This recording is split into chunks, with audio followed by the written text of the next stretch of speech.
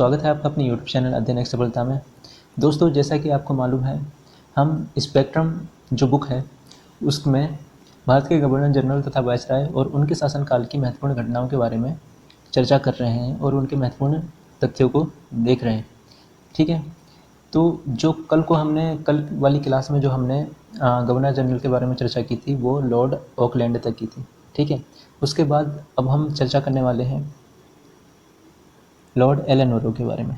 ठीक है, तो आइए आज की क्लास में इनके बारे में जानते हैं और इनके समय की महत्वपूर्ण घटनाओं को देखते हैं, जो कि कहीं ना कहीं आपके एग्ज़ाम की दृष्टि से बहुत ही ज़्यादा इम्पोर्टेंट है।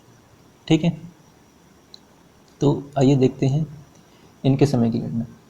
ठीक है, तो लॉर्ड एलन वरो। ठीक है, राइटिंग मेरी ख़राब हो सकती है लेकिन आपकी अच्छी है, हो सकती हैं। मैं ये नहीं कह रहा हूँ आपकी राइटिंग अच्छी है, आपकी राइटिंग अच्छी हो सकती है, आप अच्छे से नोट्स बनाइए। मेरी राइटिंग ठीक नहीं है तो मैं लेकिन मैं जो बोल रहा हूँ वो सही है। ठीक है, तो लॉर्ड एलन वरो, ठीक है, आप सही सही लिखना, 1842 से लेके 44 तक। ठीक है, इनके बारे में आप 2 पॉइंट नोट करना। पहला पहला आप क्या पॉइंट करेंगे? सिंध का विलय। ठीक है, क्या नोट करेंगे आप? सिंध का विलय 1843 में हुआ था। ठीक है, एक और पॉइंट नोट करना, वो करना ग्वालियर के साथ युद्ध। क्या करेंगे? ग्वालियर ग्वालियर के साथ युद्ध। ठीक है, ये कब हुआ था? ये हुआ था 1800, ये भी 1843 में हुआ था। आ गई इतनी बात समझ में? आइए अब नेक्स्ट गवर्नर जनरल देखते हैं। नेक्स्ट गवर्नर जनरल हैं लॉर्ड हार्डिंग। ठीक है, कॉपी में नोट करते जाना साथ साथ में, उसके बाद रिवाइज करना। ठीक है, तो आपको ये याद हो जाएंगे जैसा मैं बोल रहा हूँ एज इट इज। ठीक है, लॉर्ड हार्डिंग प्रथम, इनका कार्यकाल क्या था? ये 1844 से लेके 1848 तक। साथ साथ में ये सन भी याद करते जाएं तो आपके लिए बेहतर होगा। ठीक है, तो इनके बारे में भी जो इम्पोर्टेंट पॉइंट है वो आप नोट कर लें। पहला पॉइंट है प्रथम अंग्रेज सिख युद्ध। ठीक है, प्रथम अंग्रेज सिख युद्ध किस सन में हुआ था? वो हुआ था 1846 से लेके 46 तक में। ठीक है, 1846 से लेके 46 में ही। ठीक है, और क्या हुई उसके बाद? क्या हुई? लाहौर की संधि हो गई अंग्रेज और सिखों के मध्य में। ठीक है, क्या हो गई? लाहौर की संधि हो गई। ठीक है, और ये लाहौर की संधि भी कब हुई? ये हुई 1846 में। ठीक है, तो ये आप कॉपी में नोट कर लेना। आप कॉपी में नोट क्या करोगे? पहला पॉइंट कि प्रथम अंग्रेज सिख युद्ध हुआ 1846 से 46 तक में एवं लाहौर की संधि हो गई। ठीक है, और इस युद्ध में कौन विजयी हुए थे?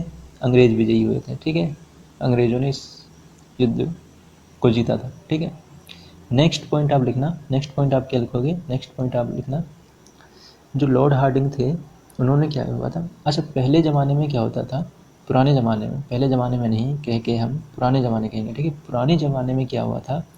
होता था, हुआ नहीं, होता था कि जो जैसे ग्रामीण क्षेत्र हो गए, ग्रामीण क्षेत्रों में ज़्यादा होता था ये चीज़ें। जब किसी के घर में किसी बालिका का जन्म होता था, ठीक है, किसी बच्ची का जन्म होता था तो उसे मार दिया जाता था। ठीक है, तो उन्होंने क्या किया? लॉर्ड हार्डिंग ने क्या किया? पहले पॉइंट में लिखना कि उन्होंने बालिका हत्या पर रोक लगाई। ठीक है, बालिका हत्या पर रोक। ठीक है, और दूसरा इसी पर ठीक है, इसी पर और करके लिखना।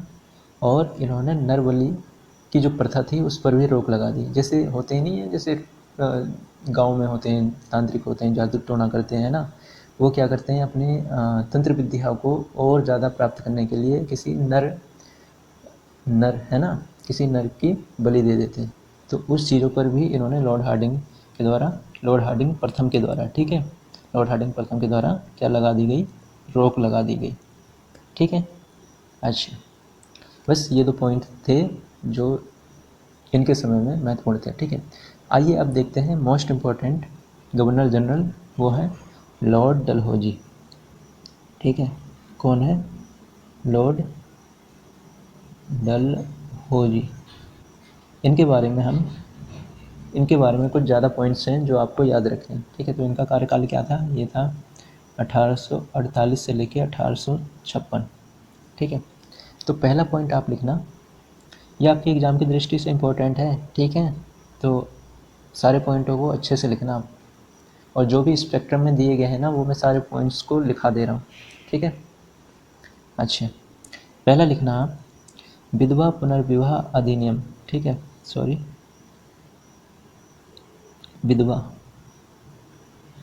विधवा पुनर्विवाह, ठीक है, पुनर्विवाह अधिनियम, ठीक है, अधिनियम 1856, 1856 में आया था विधवा पुनर्विवाह अधिनियम। ये कई एग्जामों में पूछा गया है कि विधवा पुनर्विवाह अधिनियम किस गवर्नर जनरल के काल में आया और किस सन में आया। तो 1856 और लॉर्ड डलहौजी के समय में, ठीक है, ये बात याद रखना। अच्छा अच्छा, कई स्टूडेंट्स जो एस्पिरेंट्स होते हैं उन्हें क्या होता है ना कि पीडीएफ नोट्स मिल जाते हैं तो उन्हें लिखने की आदत नहीं होती है।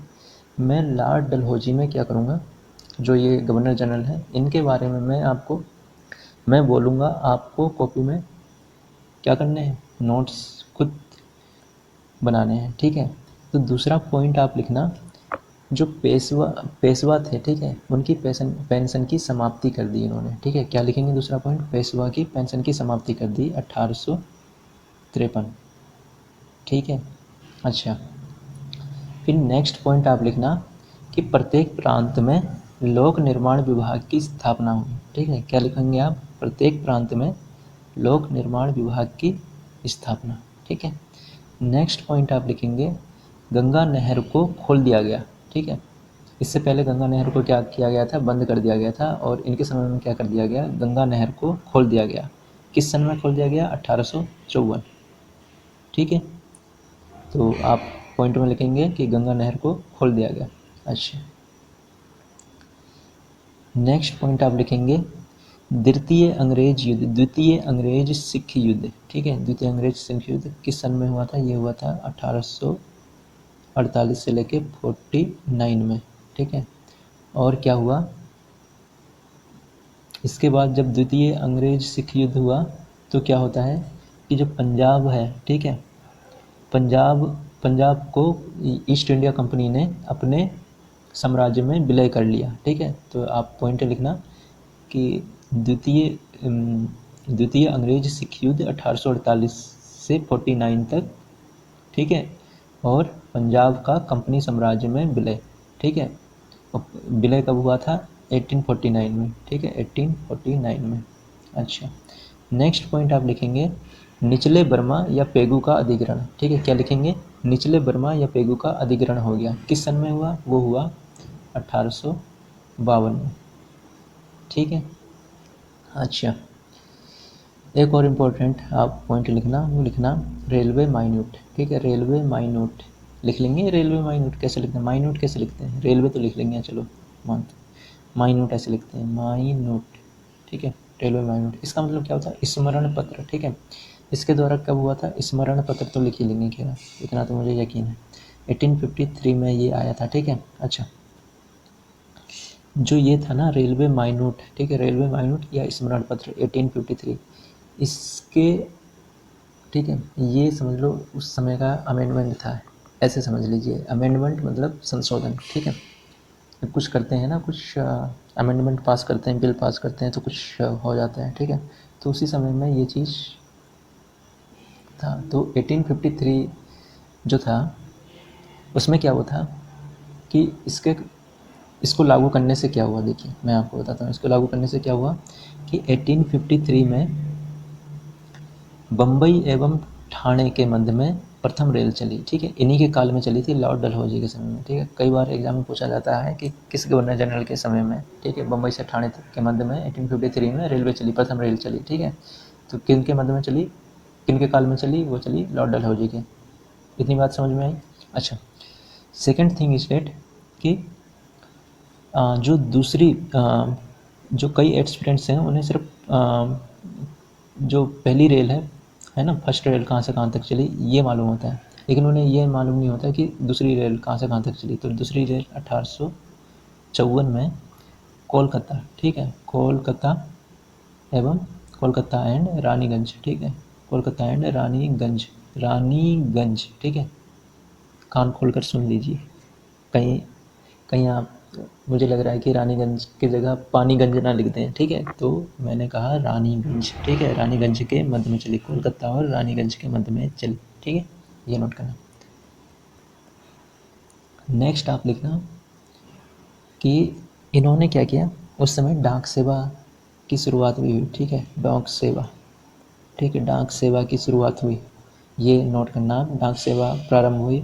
और डाक सेवा कितने पैसों से शुरू हुई, सिर्फ 2 पैसे, ठीक है, सिर्फ 2 पैसे, 2 पैसे से शुरुआत हुई, ठीक है, खाली 2 पैसे का शुल्क लिया जाता था डाक सेवा के लिए, ठीक है। किस किस राज्य में हुई, तो वो हुई किस किस, कोलकाता, ये नोट करते जाना, ठीक है, कोलकाता, मुंबई, मद्रास और पेशावर, ठीक है, ठीक है, इन सभी को मिलाकर 40,000, ठीक है, 40,000 मील लंबी, ठीक है, टेलीग्राफ लाइन, ठीक है, क्या लिखेंगे आप, टेलीग्राफ लाइन के द्वारा, ठीक है, इन सभी राज्यों को जोड़ा गया, ठीक है, कलकत्ता, बम्बई, मद्रास और पेशावर, ठीक है, तो ये पॉइंट्स आप लिख लेना। अच्छा, और नेक्स्ट पॉइंट आप लिखना, वुड का शिक्षा संबंधी डिस्पैच, ठीक है, ऐसे लिखना, वुड का शिक्षा संबंधी डिस्पैच, ठीक है, डिस्पैच, ये कब हुआ, 1854, ठीक है, ये कब हुआ, 1854 में, ठीक है। अच्छा, इससे हुआ क्या, इससे हुआ ये कि इन्होंने क्या किया कि स्थानीय भाषा में स्कूल तथा सरकारी कॉलेजों की स्थापना कर दी। जैसे मान लो सिरसा की स्थानीय भाषा कुछ है, तो जो सिरसा की स्थानीय भाषा है उसी भाषा में वहाँ पर पढ़ाई होगी, ठीक है, वहाँ पर शिक्षा दी जाएगी। इतनी बात समझ में आ गई, ठीक। तो इन्होंने क्या किया कि स्कूलों मान लो कि सिरसा में ही इन्होंने स्थानीय भाषा में स्कूलों और सरकारी कॉलेजों की स्थापना कर दी, ठीक है, इतनी बात समझ में आ गई। अच्छा, नेक्स्ट पॉइंट आप लिखना, ये भी काफ़ी इम्पोर्टेंट है, ठीक है, और इसका हम लास्ट पॉइंट भी कह सकते हैं। अच्छा, व्यापकता के सिद्धांत, ठीक है, ये लिख देता हूँ शायद आप समझ ना पाएँ, व्यापकता, ठीक है, व्यापकता सिद्धांत, व्यापकता सिद्धांत, या फिर इसे ही आप बोल सकते हैं हड़प, हड़प समझ रहे हैं आप, हड़प, अरे किसी की जायदाद हड़पना, अब समझ में आया, हाँ। तो इसने क्या किया, इस सिद्धांत को इसने बहुत अच्छे से लागू किया, ठीक है। तो होता भी है कि व्यापकता के सिद्धांत या फिर हड़प सिद्धांत का जनक किसे कहा जाता है, तो कहा जाता है लॉर्ड डलहौजी को, ठीक है। अच्छा, इसने क्या किया, हड़प सिद्धांत के या व्यापकता सिद्धांत के अनुसार इसने क्या किया कि सबसे पहले सतारा, ठीक है, ये नोट करते जाना, ठीक है, सबसे पहले सतारा 1848, जैतपुर, ठीक है, जैतपुर एंड संभल, ठीक है, संभलपुर, ठीक है, 1849, ठीक है, 1849, उदयपुर, ठीक है, उदयपुर, ये है तुम्हारा 1852, ठीक है, 1852, झांसी, झांसी 1853, ठीक है, नागपुर, नागपुर 1854 एंड लास्ट हो जाएगा आपका अवध, ठीक है, अवध अवध कब, 1856, ठीक है, 1856, ठीक है। इन सभी राज्यों को इसने क्या कर लिया, व्यापक सिद्धांत और हड़प सिद्धांत से इसने क्या किया कि कंपनी में इन सभी का विलय कर लिया, ठीक है, इतनी बात आ गई समझ में। तो आज का सेक्शन यहीं पर क्या करते हैं, समाप्त करते हैं, ठीक है। अगर आपको आज का वीडियो अच्छा लगा हो तो इसे लाइक कर देना, अगर वीडियो अच्छा ना लगा हो तो जैसा कि आपको मालूम है आपको डिसलाइक करना है। और अगर आप चैनल पर नए हैं और हमारे साथ जुड़ना चाहते हैं, हमारे फैमिली का मेंबर बनना चाहते हैं, तो आप चैनल को सब्सक्राइब कर सकते हैं। अंत में मैं यही कहूँगा कि आप हंसते रहिए, मुस्कुराते रहिए और अपनी पढ़ाई को बरकरार रखिए, ताकि आपके जो भी ड्रीम्स हैं, आपके जो भी गोल्स हैं, उन्हें आप अचीव कर सकें। मैं मिलता हूँ आपसे नेक्स्ट वीडियो में। तब तक के लिए अपना ख्याल रखिए और पढ़ाई जारी रखिए। Thank you.